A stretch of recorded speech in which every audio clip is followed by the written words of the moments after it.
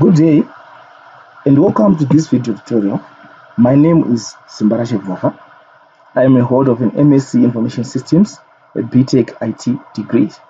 I also have certifications in Project Management Professional PMP, ITIL Foundation, IT Sales Management, Oracle Database Administration 11G. Besides my certification, I boast of 10 years experience in ICT, which includes hands-on experience in all the ICT domains with more emphasis in project management, help desk management, and database administration. Now, let's move on to today's topic. Today, we're going to discuss about ITIL Foundation. And this is how we're going to discuss it. What is ITIL and why ITIL? Then we talk about the difference between ITIL 3, and ITIL 4. ITIL Foundation in detail. Certification exam cheat sheet based on the syllabus is the last section in this video. Now, bear in mind that we have the word cheat sheet there in quotes and highlighted for you. Let me explain what I mean by that. By cheat sheet, it means that we are going to streamline the content that we're going to be discussing according to the syllabus. We are going to marry the content that we are going to discuss to what the objectives of the syllabus are saying. Every item in the syllabus is going to be addressed according to how ITIL or Axelos have defined it. This is not a dump of an exam, no. That is against the principle or the aim of this video. Our aim is for one to get the information on one's fingertips so that they will understand these things and they will be able to apply. Okay. ITIL is a very simple best practice for IT sales management, and it can provide solutions that will add value to an organization. And the approach that they've used for one to start and prepare for the exam is very simple, but doesn't mean when something is simple is of less importance. We usually value things that are so difficult for us, but it doesn't mean that that value is intrinsic. It might mean that because of your difficulties, you are valuing something that doesn't hold value anymore. Let's move on. What is ITIL and why ITIL? Originally, ITIL expanded to Information Technology Infrastructure Library, but it has evolved to just ITIL. You know, in ICT, we have an example or several examples of a typical scenario. One good one is SQL. SQL originally was called Structured Query Language. It is a language that is used to query relational databases. That was advocated for by Dr. A.F. Code in the 70s. By then, it was called Structured Query Language, shortened to SQL. But now, SQL has grown to be a household name that we just call it SQL. Same applies with ITIL. ITIL is now called just ITIL. No need to expand it. Now, why do we advocate for ITIL? Because ITIL is the best practice for information technology service management. It has been in use for around 40 years.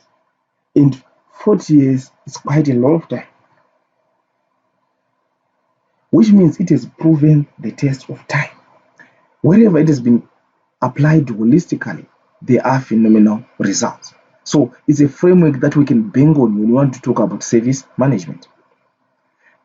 Besides that, it is constantly reviewed and updated by IT professionals who are practitioners in the industry. ITIL is very current. Industry experts, they came together, they shared their knowledge, their expertise, and their experiences And they also discussed IT service provision in terms of the changes that were encountered in each and every day of doing business. And they came up with a newer framework that has been modeled around newer methodologies to solve new challenges. It doesn't help to have a system that was proposed way back to solve very current problems. Current problems, they call for current solutions. Now, the difference between ITIL v3 and ITIL 4. Notice that on ITIL 3, we have a V that prefixes it, but for ITIL 4, just call it ITIL 4. ITIL v3 was life cycle based, or is life cycle based, because it is still in existence. Is life cycle based, whereby services were initiated into the pipeline through the service strategy, then it moves on to strategy, it moves on to design, transition, operation, then improvement. Until a service has been transitioned, it is now in use, then it is put into the service catalog. But with ITIL 4 now, it is a service value system modeled approach in the context of the 4 dimensions, taking on board the newer approaches of doing or providing services. And the newer approaches, they include DevOps, Agile, Lean, Six Sigma, Scrum, etc. The ITIL v3 is a waterfall approach. This one, we have talked about the methodologies. Just because this one is a life cycle approach, somehow the flexibility is not 100%. But with ITIL 4, it is highly flexible. Now, we want to discuss about this system. We have introduced it and we are back to it again. Let's move on to discuss the terms that we have.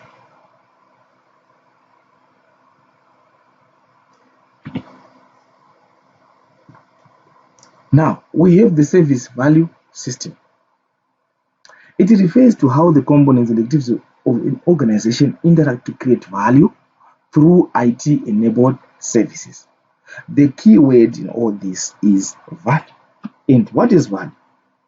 It is the perceived benefits, usefulness, and importance of something. One thing I'm going to try to do in this video is to present to you and not to read to you. But in some scenarios, I can't help it. I have to read the content as it is, as advocated for by ITIL. Why am I doing this?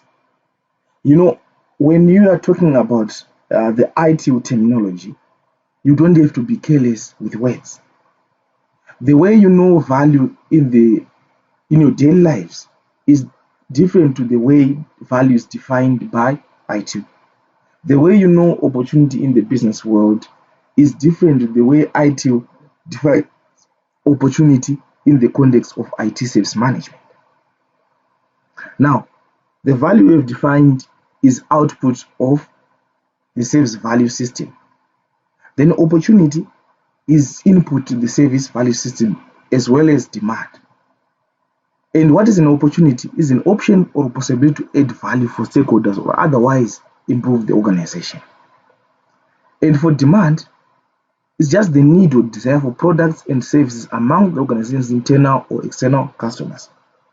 Take note that an organization can have internal customers or external customers. But in this particular instance, we just refer to them as consumers. We shall notice the difference as we move on with our discussion. Now, on the core components of the service value system, at the middle of it all, you remember from the diagram, we have the service value chain. It is a flexible model for the creation, delivery, and the continual improvement of services. It has got key activities that interact to form value streams. Organizations can adapt easily to the changing demands of their stakeholders effectively, efficiently, and expediently. When you talk about that, the time aspect is involved. And when you talk about time, we talk about agility. With the life cycle approach, we are not in a hurry. Of course, somehow we monitor our speed on how to deliver our products and services. But a product can only move into the next stage after completion of the previous stage of the life cycle. But with modern approaches of providing services, newer services and newer products, they are produced in iterations. We have iteration number one, we provide the service spec number one, then we give it to the customer and expect to get relevant feedback. When the customer gives you feedback, you improve on the feedback, then you give it to the customer again as spec 2. The customer reviews it. While they are reviewing it, they are getting value from it, from using it. But at the same time, they are giving you important feedback that you use to continuously improve your products and services. So the idea behind agility is providing products and services in increments, not to wait until we have the whole bunch of services and provide them to the customer. That which we have, which is of value to the customer, give it the customer. While we work on its improvement, you give it the customer, you work on improvement, you give it the customer, get feedback. The cycle continues. That's the agile cycle. You go in iterations and in increments. Then ITIL practices, they further enhance the flexibility of the service value chain by supporting multiple chain activities, thereby providing a comprehensive and versatile tool set for ITSM practitioners. Notice that I have used another color to highlight flexible and flexibility, which is very key in all this discussion that we are talking about. There should be a flexible way of doing business. There should be a flexible way of adjusting wherever there is need to adjust. Rigid systems, they have got bigger drawbacks in fast changing environments, because by the time you want to work on this change, you would have been overtaken by events already, and the service that you produce won't be even relevant to today's problems. So practices that we have, they further enhance that flexibility. It is a needed or an important aspect of today's business systems.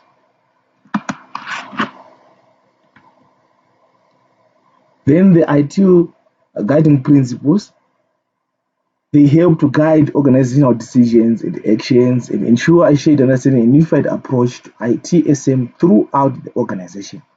They help to codify the organization's culture and behavior from strategic decision making to day-to-day operations. Remember, when we are planning in an organizational level, we start at a higher level, that is the strategic level. We move on to the tactical, we come on to the operational level. So the guiding principles, they help to map the organization's culture and behavior into the daily operations of the people who are doing work in the organization, who are adding value to the organization. Look, as broad as the strategic vision of the organization is, it won't be understood by someone who is lower ranked in the corporate ladder.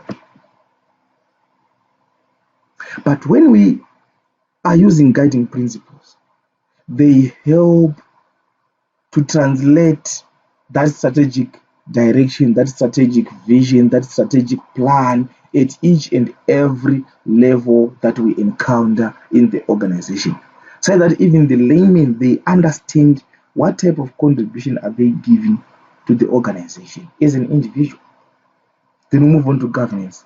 ITIL service value system governance activities enable the organization to maintain the alignment of their operations with the strategic direction determined by its governing body. Continual improvement maintaining the organization's resilience and agility in a constantly changing environment by following a practical improvement model.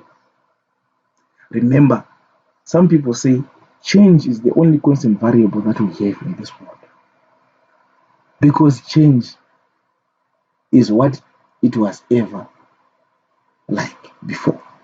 Change is always there. Now, when the change is there, our organizations should be resilient to provide services that are required to continue in that line, so that they are not found wanting. Because if that becomes the case, the business ceases to exist.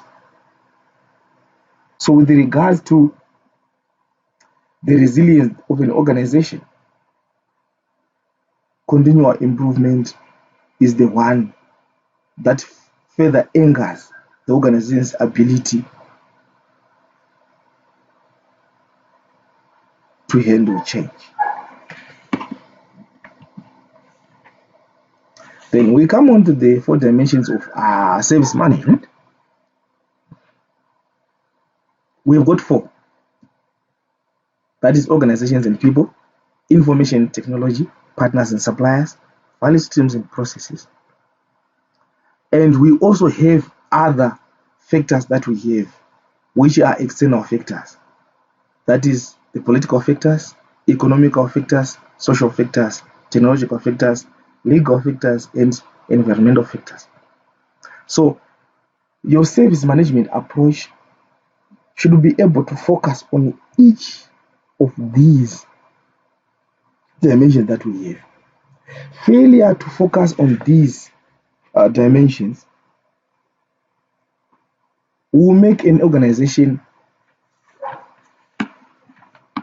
doomed to fail, or your service might not be able to deliver the value that you intended to deliver.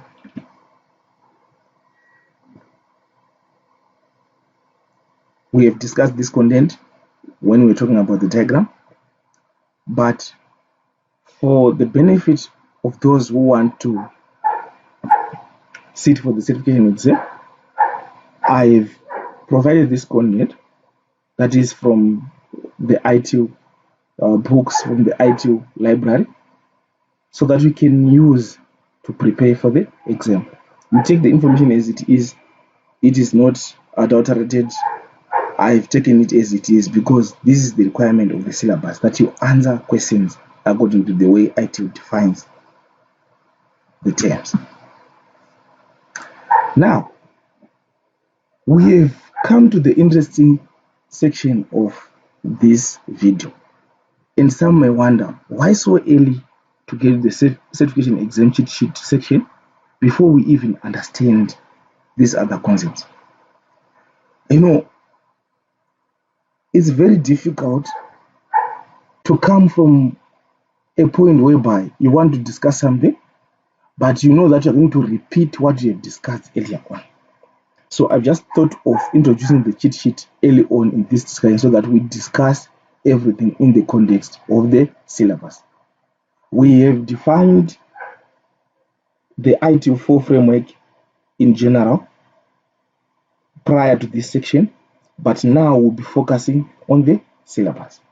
So before we move on, let's discuss on what the syllabus says, or what the syllabus requires from the candidate who is going to sit for the exam. The exam is a 60-minute exam. That means it takes 1 hour to complete the exam. It consists of 40 questions, each question consisting of only 1 mark. And you need 26 marks to pass the exam. There is no negative marking. And the types of questions that you encounter in this particular exam, they are Bloom's Level 1 and Bloom's Level 2. For Bloom's Level 1, you just need to recall some definitions, and that only constitutes around 9 marks. That is, you expect to find 9 questions asking you the Bloom's Level 1 questions. Then, the second section, it is a Bloom's Level 2 section, that focuses on your understanding of the terms. You'll be able to describe and explain the terms as they are given to you. So the level of difficulty for Bloom's level 2 is a little bit higher than Bloom's level 1.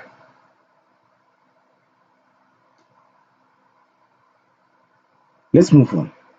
So on section 1, it says understand the key concepts of service management. Then on subsection 1.1, you recall the definition of the following terms. And this section has got about 2 marks. So you've got how many terms to define? Around 7 of them. And out of these 7, your exam will contain 2 of those terms. I cannot say which ones, but your exam is going to contain 2 of those questions, of those terms that you need to define. So service, it means is a means of enabling value co-creation by facilitating outcomes desirable to customers without their having to manage cost and risk.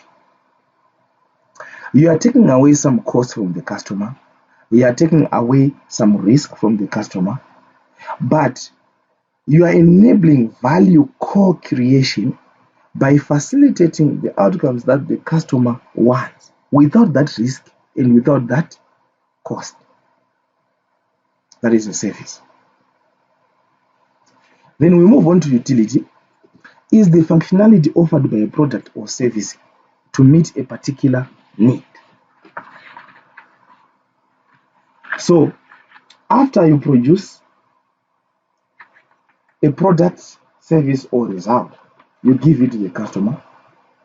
The customer uses a service, and that which they get from using that particular service is what is called utility.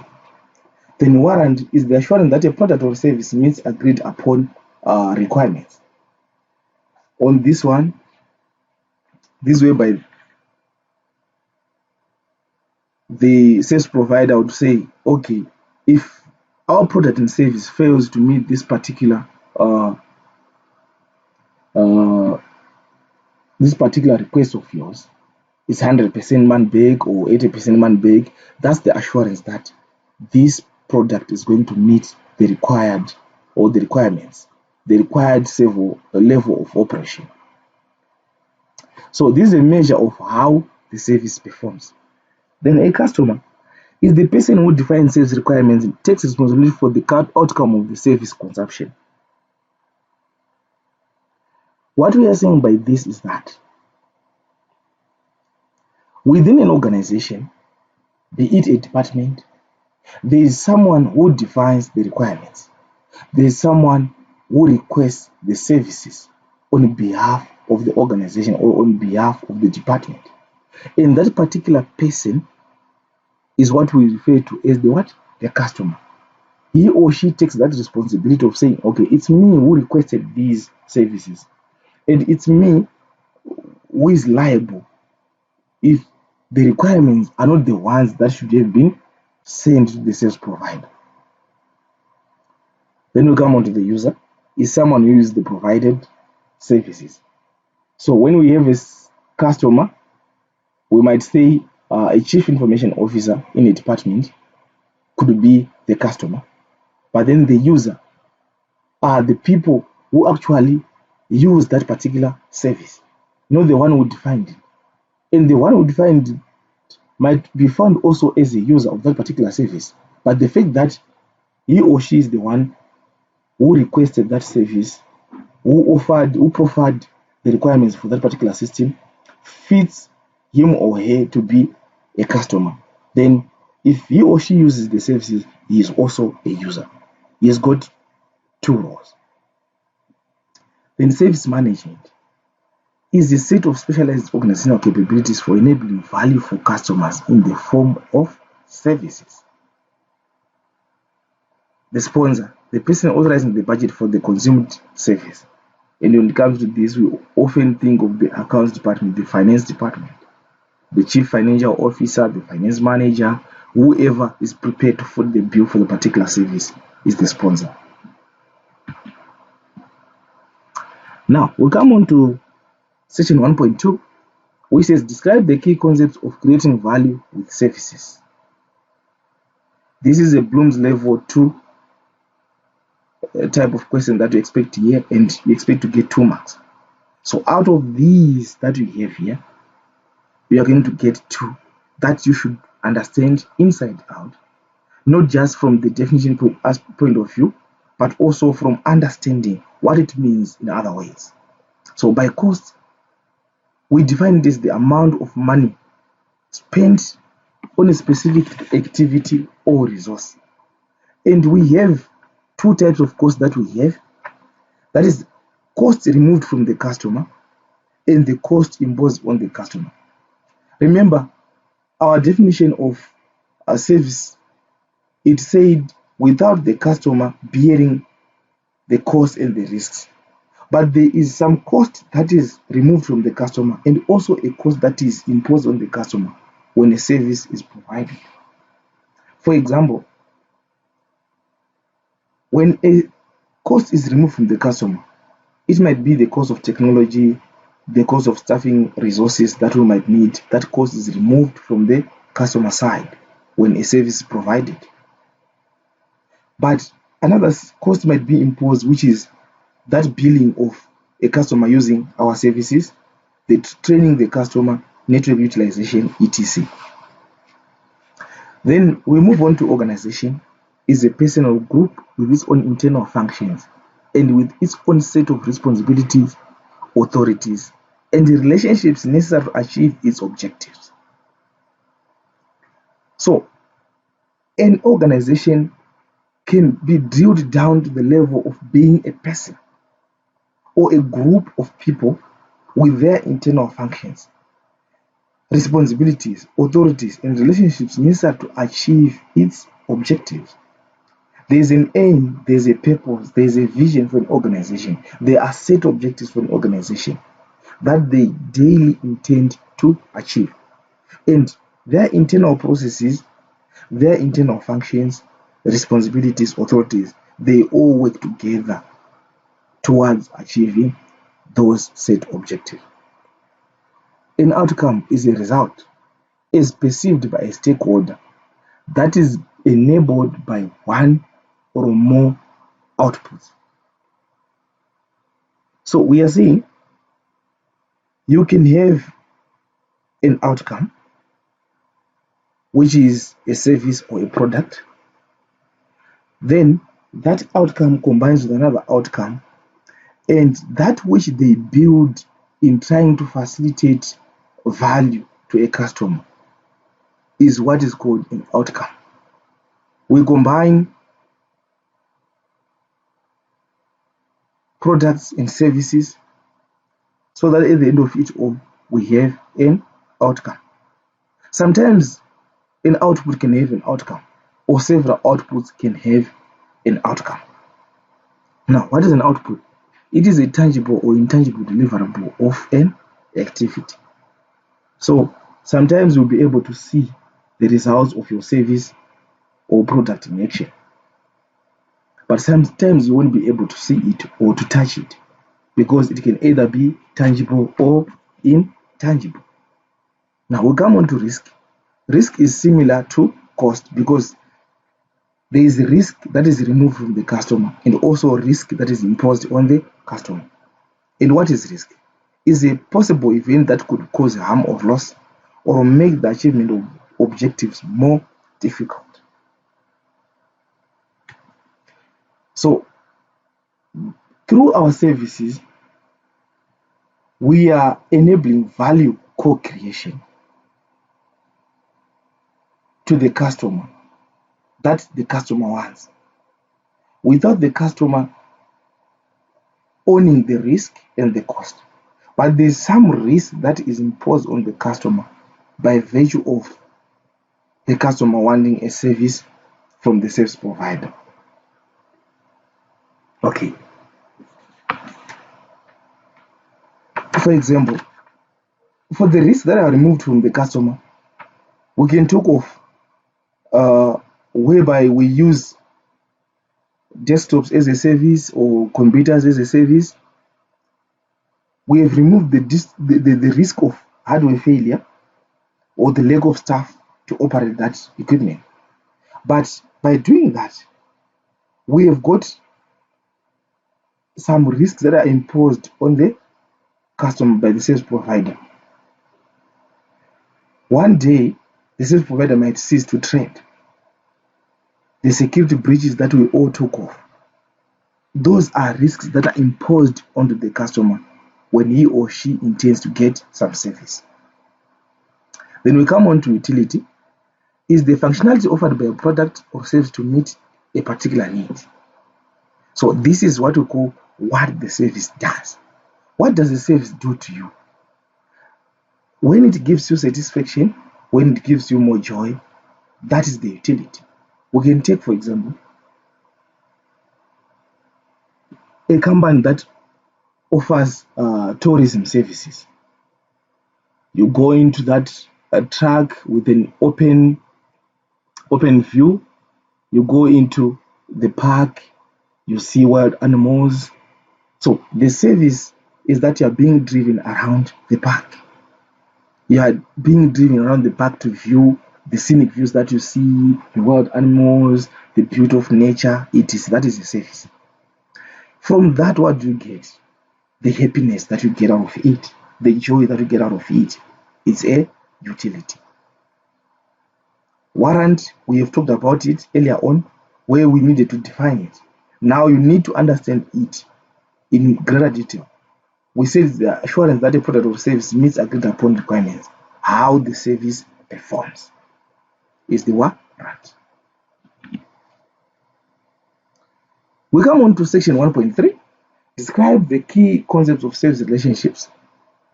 That is Bloom's level 2, and only 1 mark is going to come out of this. From all these terms that you see in red, you're going to get 1 mark. Service offering is a formal description of one or more services designed to address the needs of its target consumer and may include goods, access to resources, and service actions. Then we go on to service relationship management. These are joint activities that service provider and service consumer both engage to ensure continued value co-creation according to agreed upon and available service offerings. By value co-creation, we are saying it's a mutually inclusive process whereby a customer and the service provider, they come together, they define their terms, they have a common understanding of what value means to them, and a customer is contributing at the same time the service provider is contributing, and they produce value as their what? As their output. That relationship which is there should be handled so well, so that the customer contributes freely and the service provider values the feedback or the contributions of the customer, and they combine it together, they produce value. When it comes to service provision now, these are activities an organization engages to provide services such as management of the provider's resources, configured to deliver the service, ensuring user access to these resources, fulfillment of agreed upon service actions, and the like. Then we come on to service consumption. These are activities an organization engages in to consume services such as management of consumer resources necessary to use the service actions performed by users, like using the provider's resources, requesting that actions be taken. So from this section, we expect to get 1 mark. Now we move on to section 2. It requires one to understand how the ITIL guiding principles can help an organization adopt and adapt service management.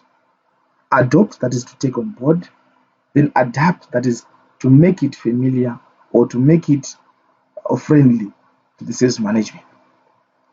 Now, for the particular question items from the syllabus, we have section 2.1, describe the nature, use, and interaction of the guiding principles. That is Bloom's level 2, it carries 1 mark. A guiding principle is a recommendation that guides an organization in all circumstances. Remember the word in all circumstances, regardless of changes in its goals, strategies, type of work, or management structure. As such, it is universal and enduring. Then 2.2, explain the use of the guiding principles, Bloom's level 2. that is 5 marks. These are the guiding principles that we have. Remember, we've got 7 of them, and from 7 of them, we are going to be asked on 5. Focus on value. All activities conducted by an organization should link back directly or indirectly to value for its customers, for its stakeholders, and for the organization itself. So we are saying when we produce value for our customers, then value for our stakeholders, then for the organization itself. Value, it depends on the perception of the one who receives the value. It differs from one personality to another, from one organization to another. But what we are doing, providing service or in IT service management, we should focus on value. All our activities should be aligned to the value that we want at the end of it all. Then start where you are. There is always a temptation when people are introducing new services, new systems, or enhancing other services that are coming on board to start afresh. Do away with the old, then you start afresh. No, this is not according to ITIL. ITIL recommends that you consider what is already available instead of starting from scratch. To achieve this, analyzing the existing state and focus on identifying what can be used to be helpful in creating the new state. You can say, okay, you want to invest in a capital project whereby you want to buy computers for the whole organization, but you still have some computers which are performing fairly well. You can redeploy them to other sections where there is less demand in terms of usage. Then the newer ones, you deploy them to an area whereby there is high demand in terms of usage. And even in terms of staff itself, that's where we say after a new strategy, it might be followed by job regrading to say, okay, we want to change the direction in which we are moving so that we can produce value. But with these same employees that we have been working with, how can we regrade their jobs according to their skills, according to their capabilities, so that they contribute in this particular new direction? The fact that they were not contributing in the old system doesn't mean that they cannot contribute in the new system. It might be that their roles were not aligned to what they are capable of doing. So we start from where we are. You consider what we have in hand before bringing in new things. So this is the idea behind start where you are. Progress iteratively with feedback. We always say Rome was not built in a day. So you take smaller chunks, you add them, you get the feedback, you add another item, you get the feedback until all is done. So you should resist the temptation to do everything at once. Instead, break down the work into manageable components that can be executed iteratively to accomplish the objective. Have a work breakdown structure that will lead even to the work packages that we have to say, okay, if I happen to achieve on this smallest component of the bigger whole, I add increments to it on a daily basis on a defined period until you achieve your goal. Then we come on to collaborate and promote visibility. When initiatives involve the right people in their correct roles, efforts benefit from better buy-in, more relevance, because better information is available for decision making and increased likelihood of long-term success. Here we're talking about no hidden agendas here. Promote visibility. Just do your things on the open. Let there be no suspicion that, oh, this one is planning to do me harm. This one is planning to sabotage our project. When we have a common vision, a shared vision, there is better buy-in. And this helps quite a lot in dismantling silos. Think and work holistically as the next guiding principle. No service, practice, process, department, or supplier stands alone. An organization's output to itself, its customers, and other stakeholders is bound to suffer unless it works in an integrated way to handle its activities as a whole, rather than as separate parts. All the organization's activities should be focused on the delivery of value. In systems thinking, we always talk about synergy, whereby all the components of a system are working together to achieve that common goal, versus a scenario whereby all the components are working in isolation.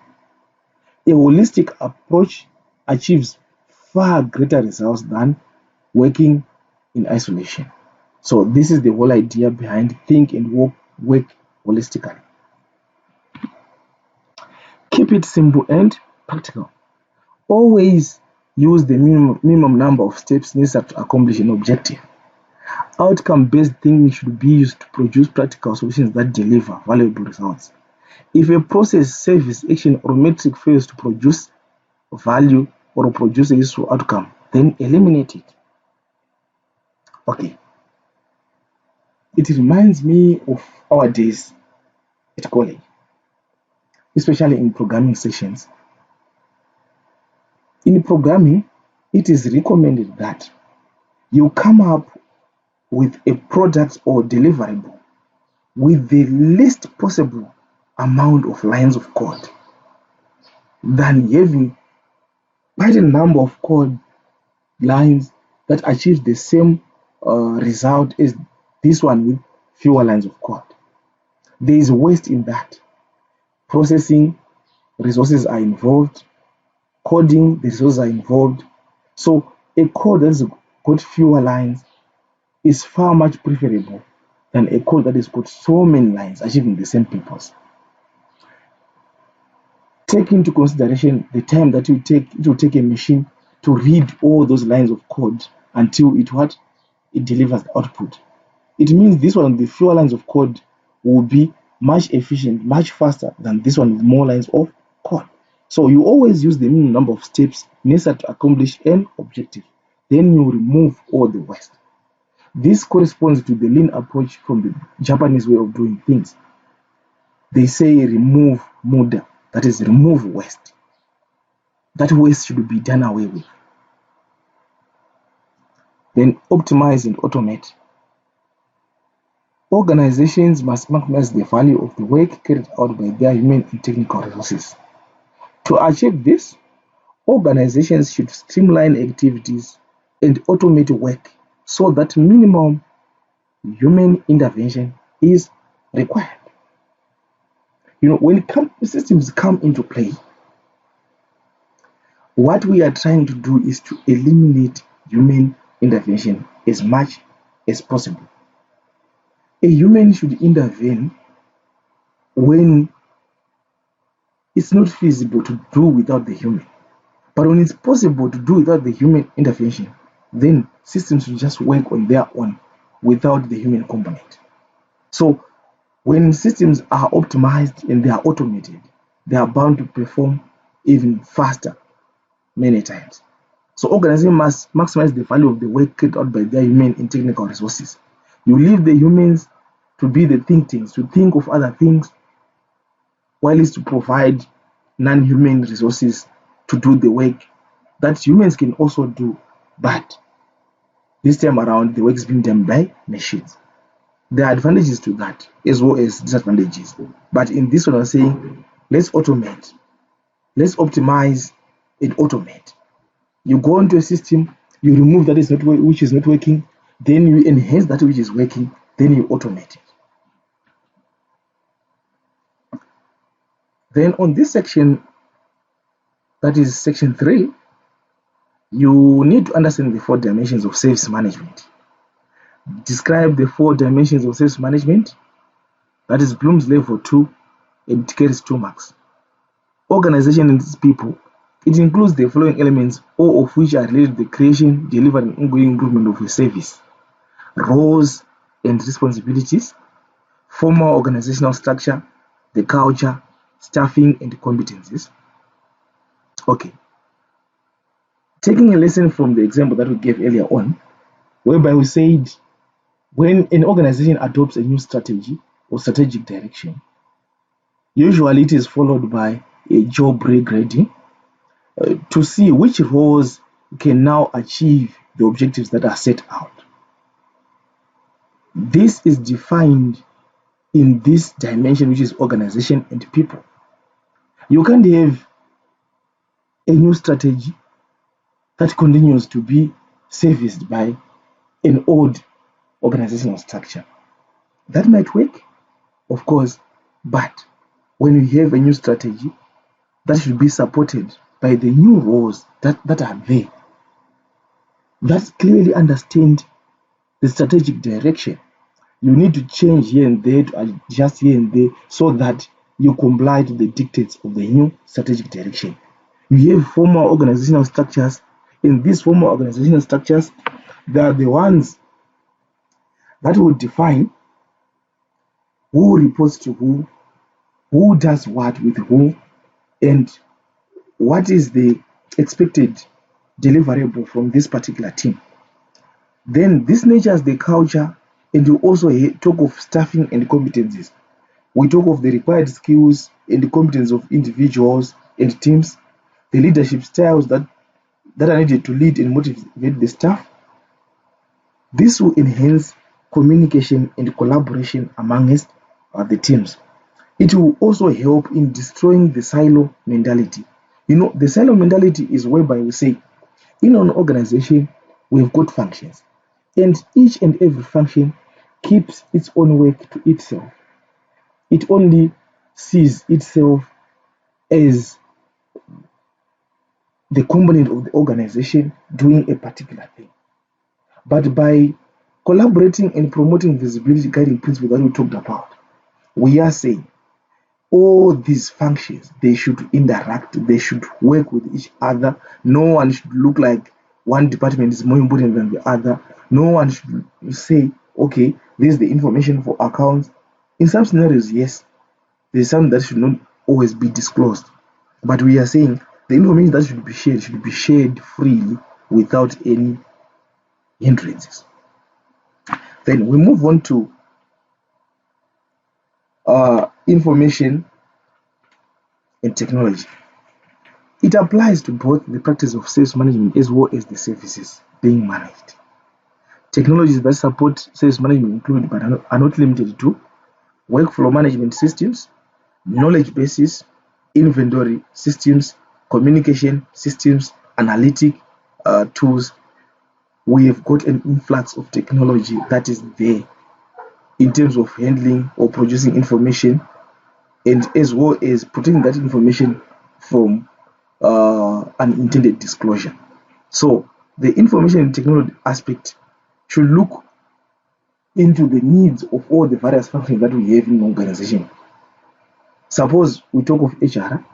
In HR department should have a system that harnesses or that protects or that gathers and stores the information of the employees with regards to their pay details, with regard to their families. That information should be safeguarded, and there should be a technology to help to manage that information. So have that in mind when providing IT services. That is very important. We go on to the stores department. They have their systems. We go on to research R&D. They've got their systems that they need. But nowadays, we are now using these more advocates towards the use of ERPs than standalone systems. But nevertheless, all these systems or with these functions in the same ERP, they access different modules according to their needs, and information is secured accordingly. Then we have partners and suppliers. It encompasses an organization's relationships with other organizations involved in the design, deployment, development, delivery, support, and continual improvement of services. It also incorporates contracts and other agreements between the organization and its partners or suppliers. We have got some people or organizations that we can partner in our service provision and suppliers as well. You should learn how to handle them well. You interact with them on a regular basis. And you should know how do they come in to enhance that value that you want, or to transform our organization through value. Then we'll come on to value streams and processes. This section is concerned with how an organization's various parts work in an integrated and coordinated way to enable value creation via products and services. Okay. Remember, in ITIL V3, the model was based on service and processes. But we now have processes as part of a dimension in ITIL 4, whereby the various parts of an organization, they work together in a coordinated way to enable value co-creation via products and service. The value chain, the core of the sales value system, is a generic operating model that can, in practice, follow different patterns which are called value streams. Now, we are going to see the 6 activities of the value chain. Now, those 6 activities of the value chain, there is no prescription of saying you should start with planning and end with engage or continual improvement. No. You combine those activities according to the requirements of the specific job that you have at hand. So picking around these activities that we have and coming up with your own set of activities that you use to achieve your set objective in terms of value is what is known as a value stream. Having a set of combinations from these 6, then choosing those which you want. The one selected is what we call the value stream. A value stream is a series of steps undertaken by an organization to create and deliver products and services to consumers. It's implemented as a combination of the organization's value chain activities. You take planning, engage, improve on their own, and if they achieve what you want, they form your value stream. What is a process? It's a set of interrelated or interacting activities that transform inputs into outputs. More specifically, the process takes one or more defined inputs and turns them into defined outputs. Processes define the sequence of actions and their dependencies. Now, section 4, understand the purpose and components of the ITIL service value system. Describe the ITIL service value system, Bloom's level 1. We have talked about this, and this is a repetition. You need to understand, why do we need guiding principles? Why do we need governance? Why sales value chain? What's the purpose of practices? What's the purpose of continual improvement?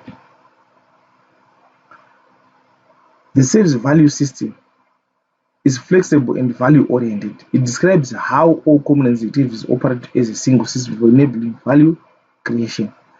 The purpose of the service value system is to ensure that the organization continually co-creates value with all stakeholders via the use and management of products and services. So we have guiding principles as recommendations for guiding an organization in all circumstances, regardless of changes in its goals, strategies, type of work, or management structure. Then the governance, the ways in which the organization is directed and controlled. It has 3 activities which are directing, monitoring, and evaluating. Sales value chain, a set of interconnected activities an organization performs to deliver a valuable product, service to its customers and to facilitate the realization of value. Practices are sets of organizational resources designed for performing work or accomplishing an objective. Then continual improvement, an ongoing organizational activity of continuous re-evaluation performed at all organizational levels to ensure that performance continually meets stakeholders' expectations. Remember, the inputs of the sales value system is opportunity and demand, then the output is value.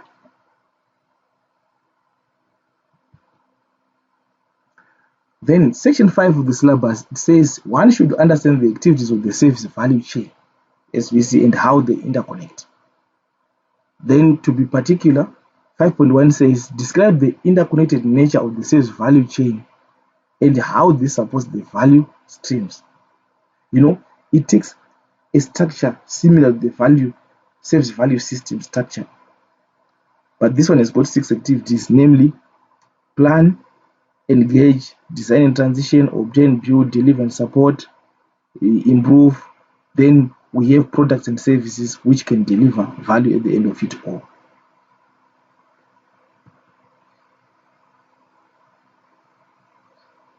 The central element of the service value system is the service value chain, which we have shown above. And within the service value chain, we have activities that we have, and there are 6 of them. And if we take different combinations of those activities, we come up with what are called value streams. These 6 activities are the steps. As we have said, they link to value streams and process. An organization should take in the creation of value.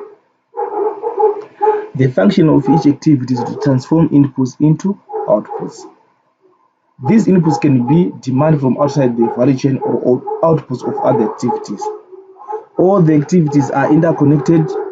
Each activity receives and then triggers further action.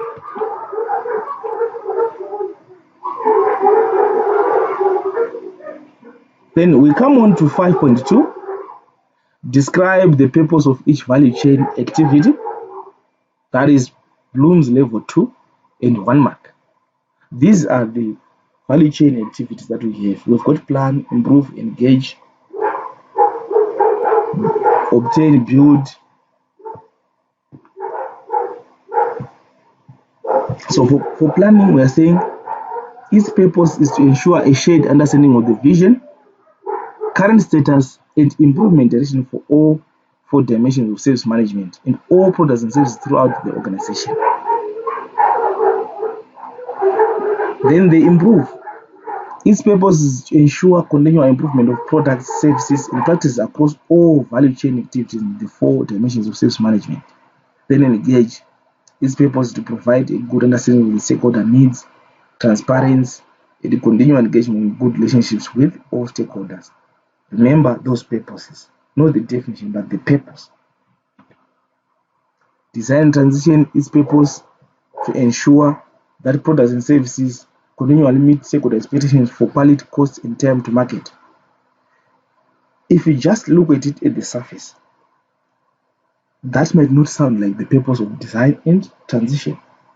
From the general way we describe things, we might not say this is the purpose of design and transition. But the ITIL way of defining things, design and transition, its purpose is to ensure that products and services continually meet stakeholder expectations for quality, cost, and time to market. This sounds like it's for improvement, but it's not. It's design and transition. So take note of that. Avoid this pitfall. Obtain, build. Its purpose is to ensure that service components are available when and where they are needed, and that they meet agreed specifications. Then we have got deliver and support, whose purpose is to ensure that services are delivered and supported according to agreed specifications and stakeholders' expectations. Right, then we come on to the section of ITIL practices. And on this section,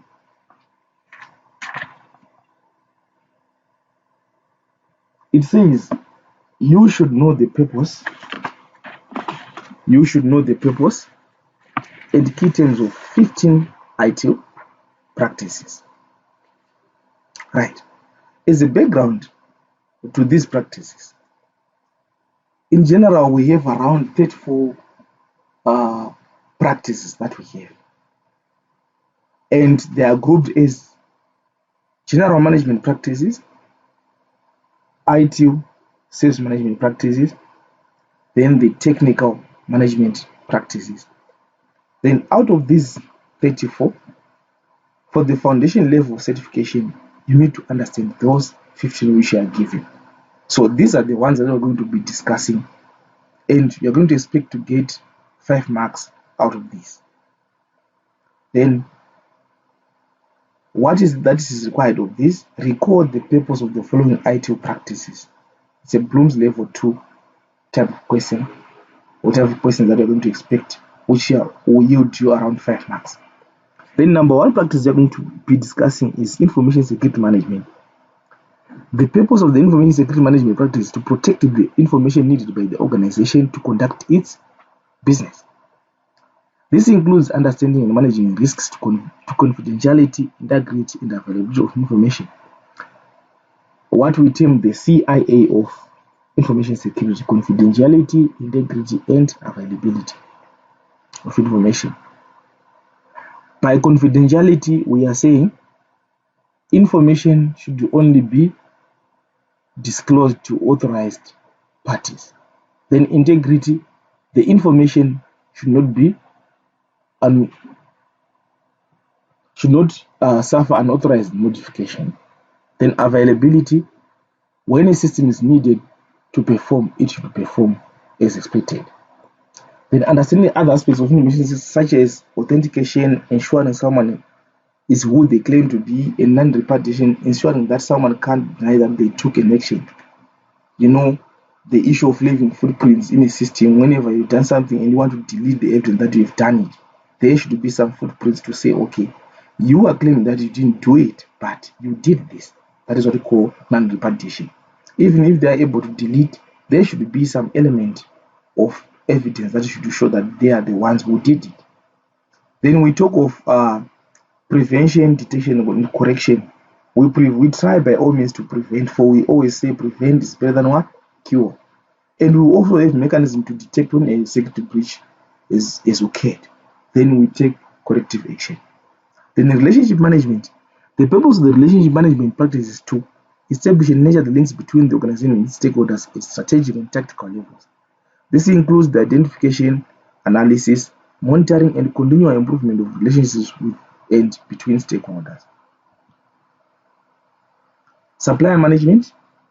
The purpose of the supplier management is to ensure that the organization's suppliers and their performance are managed appropriately to support the seamless provision of quality products and services.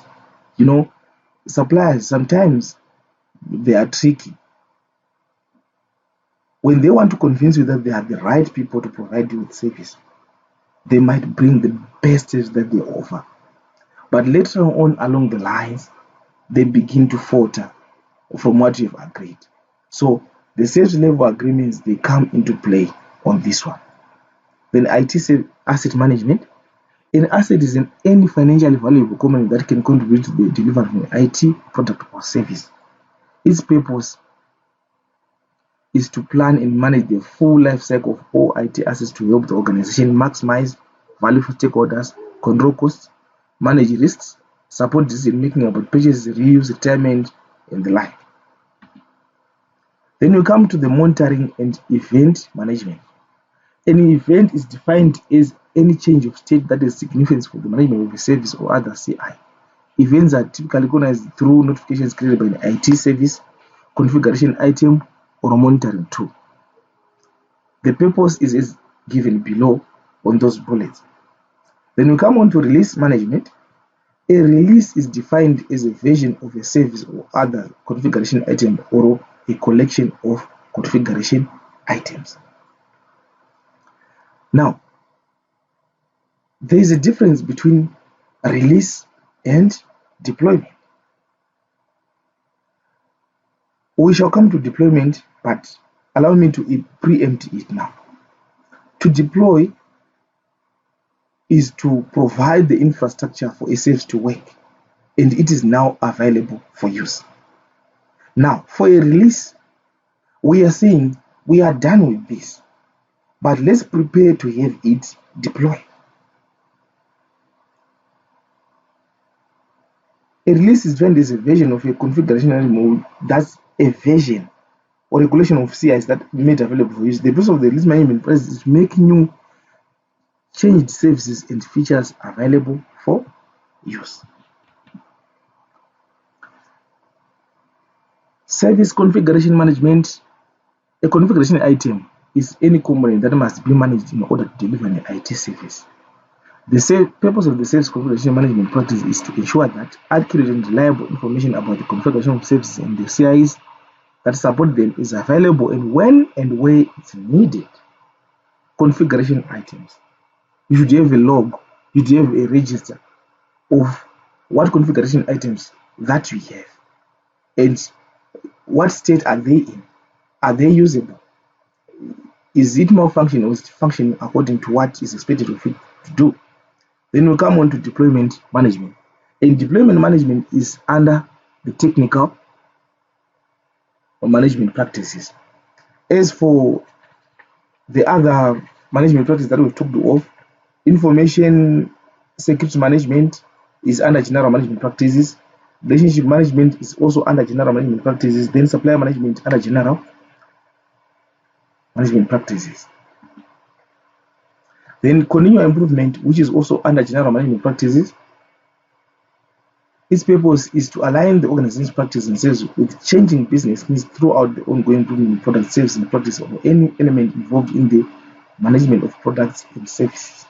You know, the element of continuous improvement is very, very important. Why do we say that? If you cease to improve, you cease to exist. It's that simple. Change control. This one is under service management practices, and the purpose of the change control is to maximize the number of successful service and product changes by ensuring that risks are properly assessed, authorizing changes to proceed, and managing the change schedule. Change is defined as the addition, modification, or removal of anything that could have a direct or indirect effect on services. Change should not be approached haphazardly, but change should be approached in a defined manner. It's not all changes that should be authorized or approved, and it's not all changes that should go through the change authorization that includes the highest board that is there. It depends with the type of change that we have, which defines the level of authorization needed for you to do that. In a system, there could be a configuration, and depending with your level or in your hierarchy or in the organizational structure, some changes are not allowed to do, like a major modification to the database table or a shutting down a server. Maybe there's something that needs to happen. You need authorization for that. But there are some changes that you can always do, like you're given a document and you see that there's spelling error. You can easily change that. All those are changes, but the procedure that is followed for each and every type of change that you have, it differs according to the type of change that you have. Incident management. An incident is an unplanned interruption to a service or reduction in quality of a service. Its purpose is to minimize the negative impact of incidents by restoring normal service operation as quickly as possible. Those are keywords. Its purpose is to minimize the negative impact of incidents by restoring normal service operation as quickly as possible. So it's common to encounter incidents than problems. A problem is a repeat incident. An incident that continuously occurs, it becomes what? A problem. But for the incidents, we are talking of first timers. It is occurred now or it shall occur later, but not a repeat. When it becomes a repeat of the same incident, it becomes a what? A problem. We come on to problem management. A problem is defined as a cause or a potential cause of one or more incidents. A known error is a problem that has been analyzed but not resolved. You might have a problem that is occurring with your system, and you haven't found a solution for that error. So it's now known as a known error. Sometimes you could be having or planning to find a workaround on that particular known error, but because you haven't resolved it fully, it's called a known error. And a problem is a cause or a potential cause of one or more incidents. Let's take, for example, in your system, a system might periodically put out people from it just because the sessions within that particular uh, design architecture of that system was not defined properly, or the sessions were not given appropriately. But as a workaround, you found a way of, maybe if that happens, you might need to restart the middleware that is there, or you might restart a service within that particular system, or a service in the database system. You have found a workaround for that particular problem that is occurring, as you are trying by all means to find a permanent solution to that problem so that it doesn't continuously recur. And problem management, it falls under service management practice. Then service request management is a request from a user or their authorized representative that initiates a service action that has been agreed as a normal part of service delivery. They might fill in requests for email creation, requests for system account. Those are normal service requests.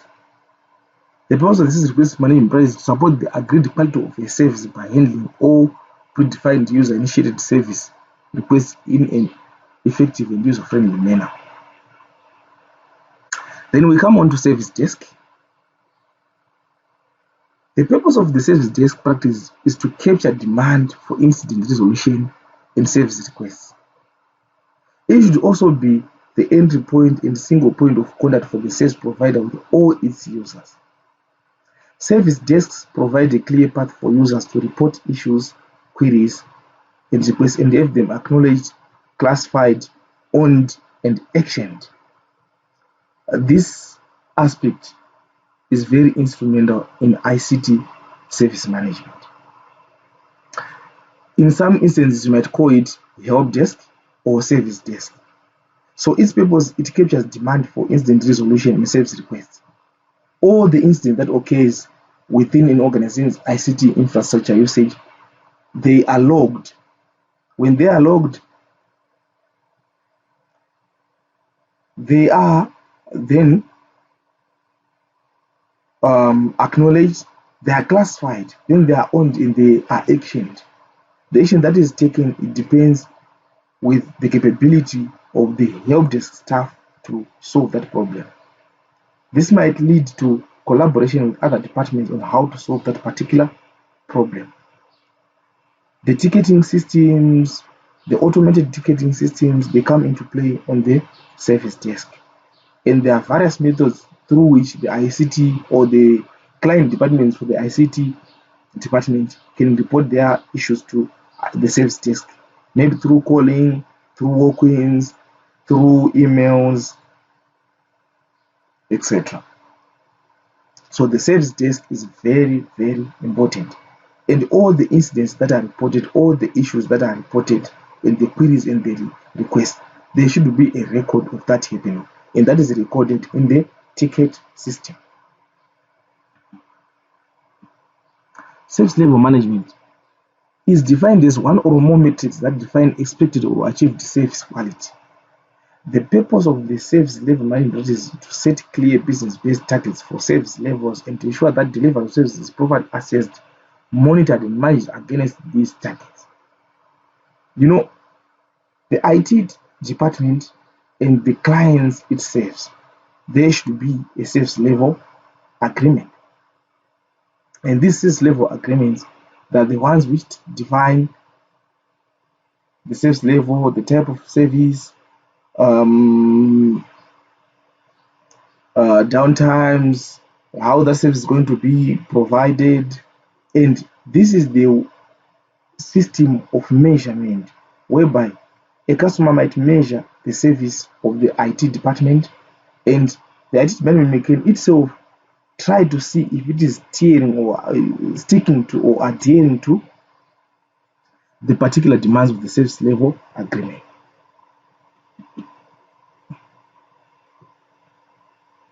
Then we come on to section 6.2, where we need to record definitions of the following ITIL terms.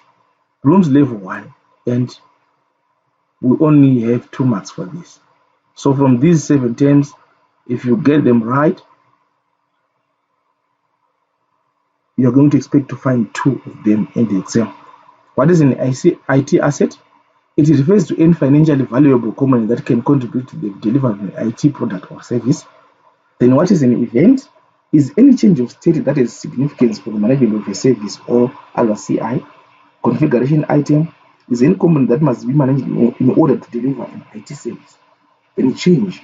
It refers to the addition, modification, or removal of anything that could have a direct or indirect effect on services. Incident is an unplanned interruption to a service or reduction in the quality of a service.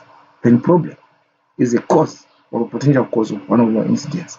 Non-errors. A non-error is a problem that's been analyzed but not resolved. So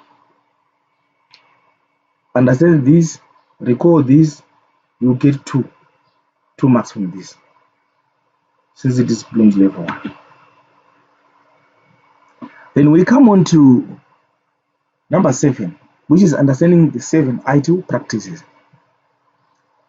Explain the following ITIL practices in detail, excluding how they fit within the service value chain. No need to relate to how they fit to the service value chain.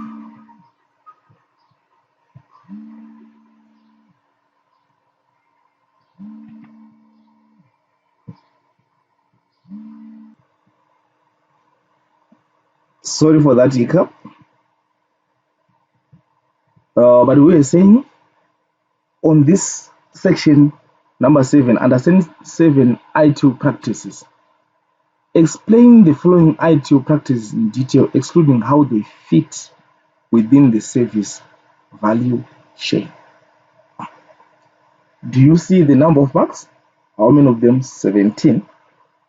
And is the Bloom's level 2 type of question that I'm going to encounter. So from the 7 ITIL practices, you're going to get around 17, not around, exactly 17 marks or 17 questions. Number 1, continual improvement, including the improvement model. Its purpose is to align the organization's practices and services with changing business needs. I don't know, we are repeating this for the how many at time. We have seen this, but because this is so important, ITIL recommends that you meet this more than once.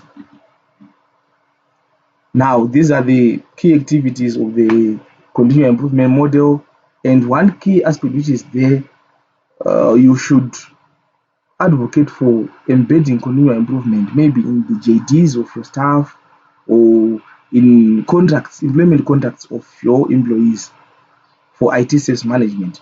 This cuts across the divide, not only in IT, even in other areas of sales management. Then this is the continuous improvement model. At the top of it, we have what is the vision. This is the thought process that we have. So you ask yourself, what is the vision? What is the vision that we have? Then, what answers this question? Or what is the outcome of this? This is related to business vision, mission, goals, and objectives. Then we say, where are we now? You perform what are called baseline assessments. Then where do we want to be? You define measurable targets. And how do we want to get there? You define the improvement plan. Then you take action, execute improvement actions. Then did we get there? You evaluate the metrics and KPIs. Then how do we keep the momentum going?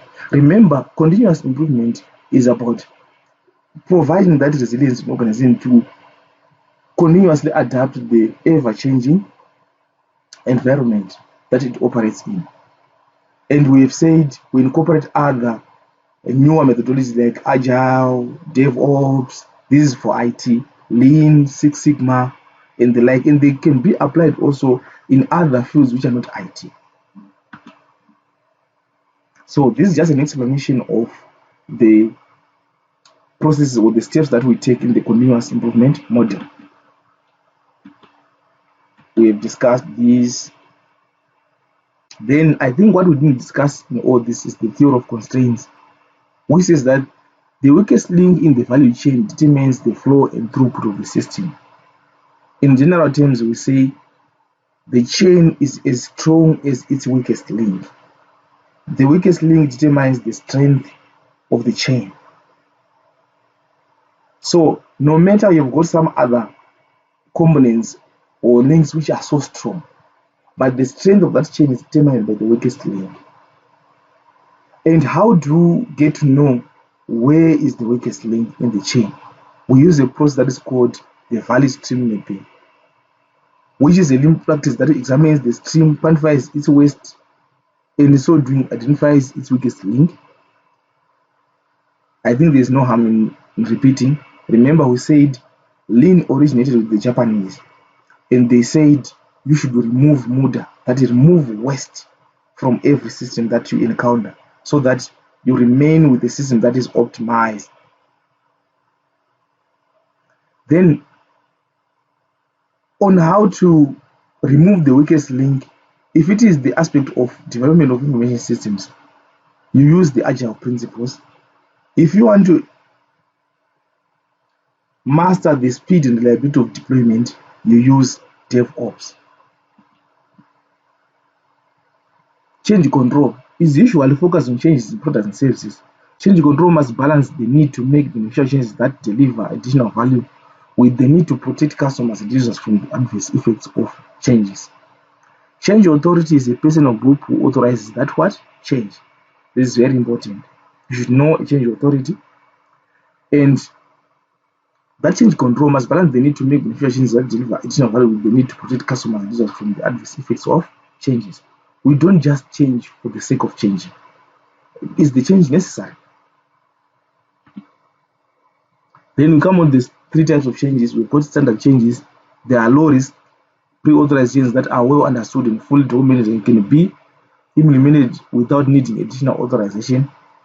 They are often initiated as service requests, but they may also be operational changes. When the procedure for a standard change is created or modified, there should be a full risk assessment and authorization as for any other change. I am reading this to you now because it's important. This risk assessment does not have to be repeated each time the standard change is implemented unless there is a modification in the way it's carried out. Then the normal changes, these are changes that must be scheduled, assessed, and authorized following a process. Scheduled, assessed, and authorized. We talk of this on normal changes. Then change models based on change type determine the roles of assessment and authorization. Some normal changes are of low risk. The change authority for these is usually someone who can make rapid decisions, which is often accomplished using automation. Other normal changes are very major, and the change authority could be as high as the management board or equivalent. Initiation of a normal change is triggered by the creation of a change request. This can be created manually, but organizations that have an automated pipeline for continuous integration and continuous deployment often automate most steps of the change control process. Then emergent changes, these are changes that must be implemented as soon as possible. Remember, they are emergent, so there's some speed there. To resolve an incident or implement a security patch. Emergent changes are not typically included in a change schedule, and the process for assessment and authorization is expedited to ensure they can be implemented quickly. As much as possible, emergent changes should be subject to the same testing, assessment, and authorization as normal changes, but it may be acceptable to defer some documentation until after the change has been implemented. Sometimes it will be necessary to implement the change after less testing because of time constraints. There could also be separate change authority for emergent changes, typically including a small number of senior managers who understand the business risks involved. Suppose it's a security breach that is there, and you need to implement a security breach before it affects you that much. You might not go through the whole process, but you might consider the process after you've implemented what? That particular change. That's the issue with emergent changes. A change schedule is used to help plan changes, assist in communication, avoid conflicts, and assign resources. Incident management. Say repeat. every incident should be logged and managed to ensure that it's resolved in a time frame that meets the expectations of the customer and user. Remember, in solving these incidents, we might use some flowcharts which say, and you might categorize your incidents as being technical or non-technical, and the level of priority, and this will determine the approach that you use or the speed with which you solve that particular incident. Target resolution times should be agreed upon, documented, and communicated to ensure that expectations are realistic. Incidents should be prioritized according to an agreed upon classification to ensure that incidents with the highest business impact are resolved first. Planning and designing incident management. Low impact incidents must be managed efficiently to ensure that they do not consume too many resources. Higher impact incidents might require more resources and more complex management. There are usually separate processes for managing major incidents for managing information security incidents. Incident resolution. Some incidents will be resolved by the user themselves. Use of specific self-help records should be kept for risk management and improvement activities. Some incidents will be resolved by the service desk. More complex incidents will usually be escalated to a support team for resolution. Typically, the routing is based on the incident category, which should help to identify the correct team. Incidents can be escalated to suppliers or partners who offer support for their products and services. The most complex incidents and all major incidents often require a temporary team to work together to identify the resolution. This team may include representatives of many stakeholders, including the service provider, suppliers, users, and others.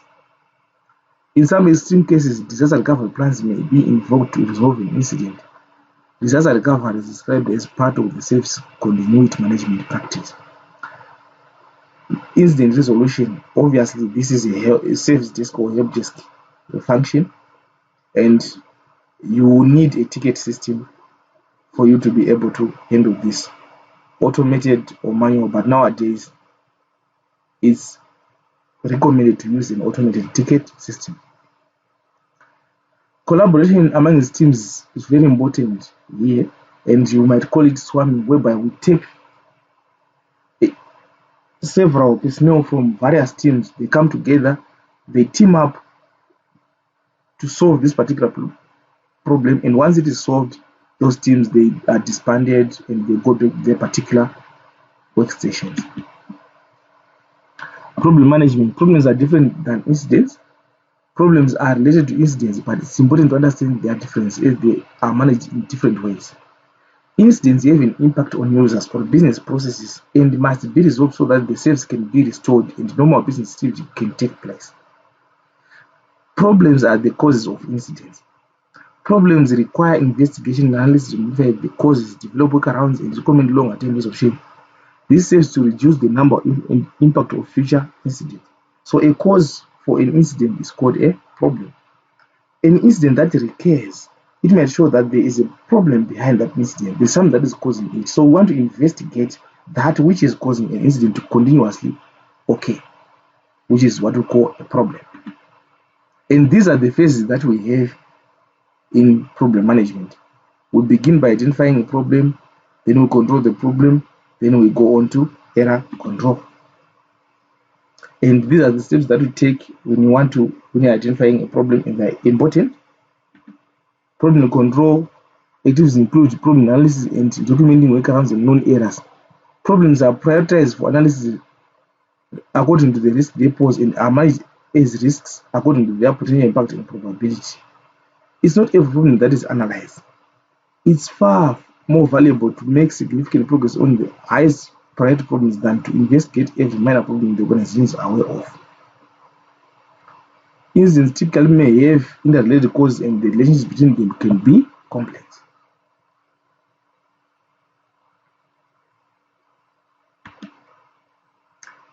When a problem can't be resolved quickly, it's often useful to find and document a workaround for future incidents. Going back to the example that I once gave when we talked about problems and incidents, I talked about a recurring incident whereby users could be booted out from the system just because of a middleware in the system or some malfunction of a service within the system, and you might find a workaround is by way of restarting that particular service and declares the solution. That is not a solution, but it's a workaround. You find a way to work around this problem, but in the meantime, you will be trying to provide a permanent or a lasting solution to that particular problem. A workaround is a solution that reduces or eliminates the impact of an incident or problem for which a full resolution is not yet available. It can become a permanent way of dealing with problems. Error control activities manage known errors, problems in which initial analysis has been completed. This usually means that fault components have been identified. Error control also includes identification of potential permanent solutions that might result in a change request for implementation of a solution, but only if this can be justified in terms of cost, risks, and benefits. Service request management.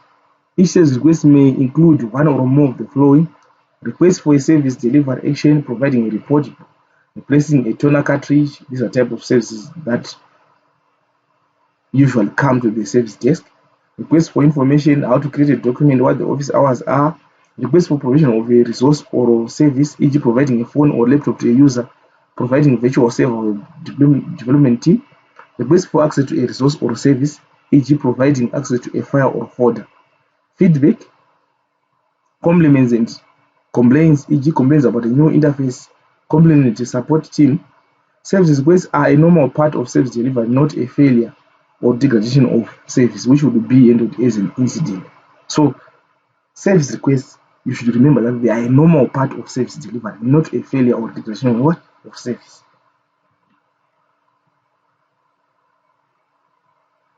Regardless of the complexity, the steps to fulfill the request should be well known and proven. And these are the guidelines for successful service request management. They should be standardized and automated to the greatest extent possible.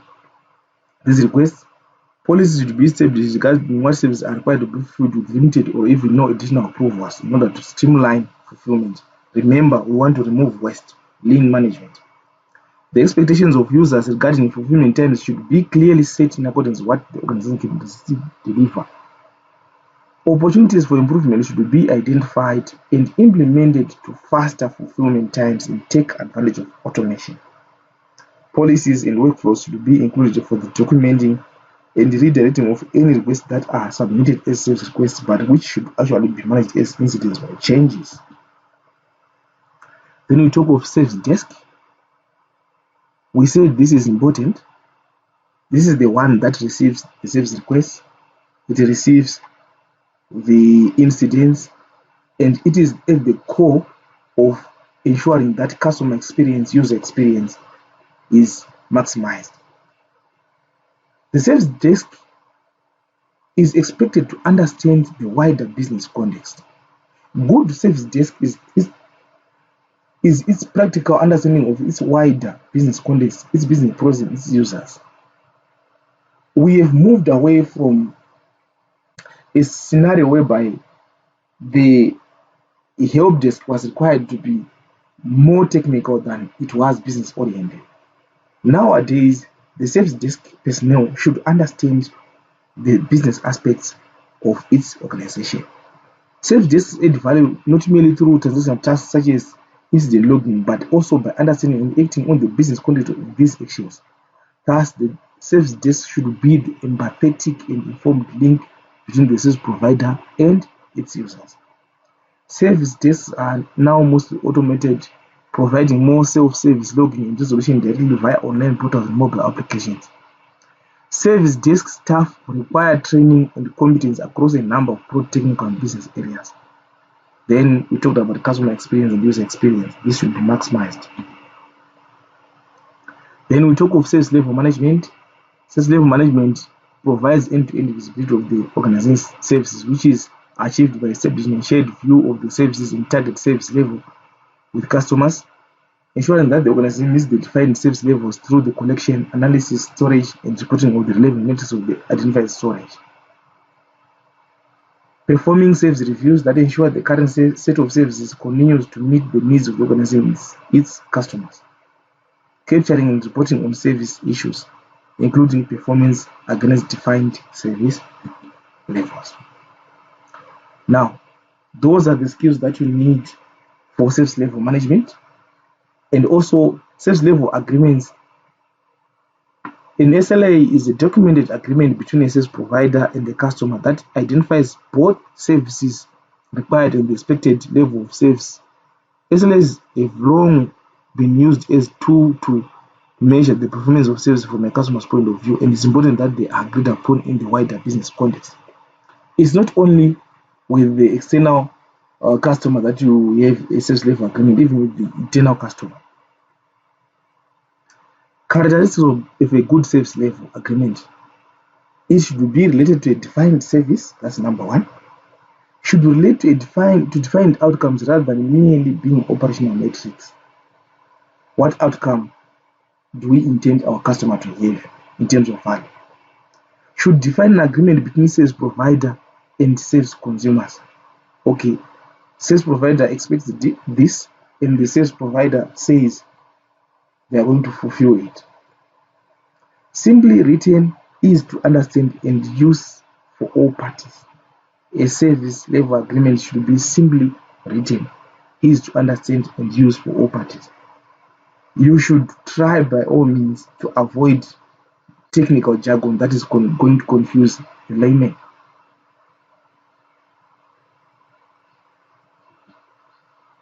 And having said this, I think we have come to the end of this presentation on ITIL 4 Foundation. It's been lengthy, but I thank you for listening.